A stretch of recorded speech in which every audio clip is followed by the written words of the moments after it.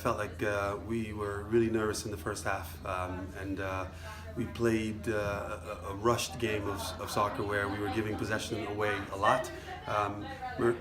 GCU certainly had a couple of chances early in the game before we settled things down and started to knock the ball around in the second half, and thankfully we were able to get the 3 goals and a shutout, and couldn't be more pleased for the team. Yeah, Paige had a terrific save right around that point that you're talking about, and then you guys turn around and score the goal. That seemed to kind of settle the team down and kind of get you guys into your game. Absolutely. We talked about how one big play was going to change the momentum of the game, and that big play could have been a big tackle, it could have been a close shot, it could have been a save from the goalkeeper, and luckily Paige was able to come up with it. 34 degrees at game time, really windy. You probably felt in the 20s. Did that come into play? Do you think that was a factor in the game at all, or not? Both teams dealing with the same thing. Yeah, no, I thought the wind was a factor in the first half, and it was going to be a factor for whoever was going against it. And I thought that was the biggest hurdle that we needed to overcome. Luckily, we won the coin toss, and we had the win at our backs in the first half. And the cold, everybody is accustomed to playing in the Northeast, and so it was nothing new. But the wind was certainly a factor. Extended minutes for Shannon Valente, Allison Patterson, Jenna Fitzgerald. How important not only to get some of those starters some rest with a game now coming up on Sunday, but that they were able to extend the lead and provide you some tangible things on the field. Yeah, for sure. Obviously we learned a lot last weekend going through the conference tournament, and at certain points during the final, we found ourselves looking at the clock a little bit more than we normally would because we weren't fresh.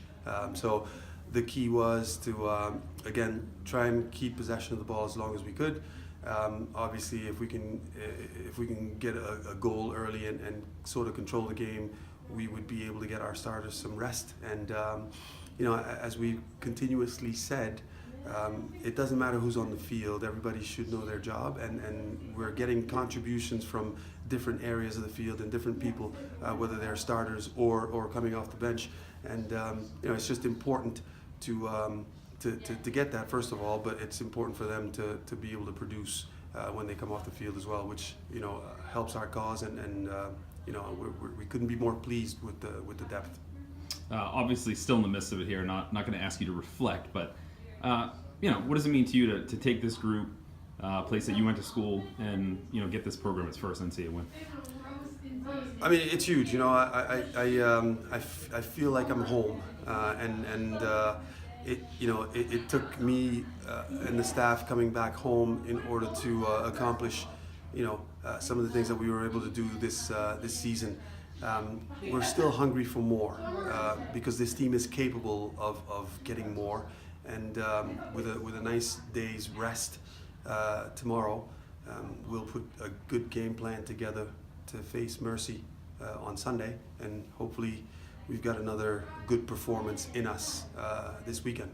Yeah, I was going to ask you for the final question. Game here Sunday. What's the next kind of day and a half look like here to make sure that they get the rest, but that they also kind of stay locked in on the task at hand? Yeah, so we'll train tomorrow from 12:15 to 1:15. We'll watch some video, and we'll talk about some of the things that we did well against them in our first meeting a couple of weeks ago, and some of the things that they did well against us to hurt us as well. And together with the staff and the players, we'll come up with a game plan that we're all comfortable with. That'll hopefully give us the result that we're looking for. Thank you, Coach. Thank you.